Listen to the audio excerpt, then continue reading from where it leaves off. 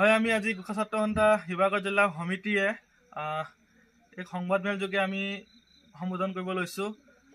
যোৱা 6 তাৰিখে আমি অসমৰ আগশাৰী সামাজিক মাধ্যম অৰ্থাৎ ND24 টেলিভিশ্যনত এক অনুষ্ঠানত ৰাজনৈতিক দলৰ কিছুমানৰ আমি গম পাইছোঁ যে অসম প্ৰদেশ কংগ্ৰেছ কমিটিৰ মুখপাত্ৰ ছাইজুদ্দিন আহমেদে গোৰ্খা জাতিক লৈ পিনি তুচ্ছতালিচা মন্তব্য কৰাক লৈ পিনি আমি শিৱসাগৰ জিলাৰ গোৰ্খা ছাত্ৰ সন্থাই আমি ধিক্কাৰ জনাইছোঁ যে ৰাজনৈতিক মেৰপাকত বান্ধ খাই পিনি কোনো জনগোষ্ঠীক তেওঁলোকে তুচ্ছতালিচা মন্তব্য কৰাটো অতিকৈ দুৰ্ভাগ্যজনক। আমি গোৰ্খা বিৰোধীক আমি হুঁচিয়াৰ দিছোঁ, হুংকাৰ দিছোঁ।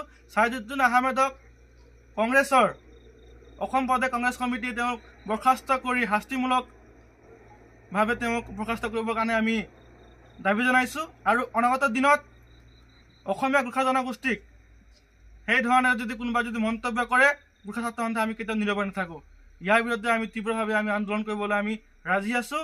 আৰু গোৰ্খা ছাত্ৰ সন্থা শিৱসাগৰ জিলা সমিতিয়ে আমি এটা কথা সকীয়াই দিব বিচাৰিছোঁ, তেওঁ অতি সোনকালে ৰাজহুৱাভাৱে অসমৰ গোৰ্খাসকলক তেওঁ ক্ষমা খোজক, অন্যথা আমি ইয়াৰ ওপৰত আমি ব্যৱস্থা ল'বৰ কাৰণে আমি বাধ্য হ'ম। ধন্যবাদ।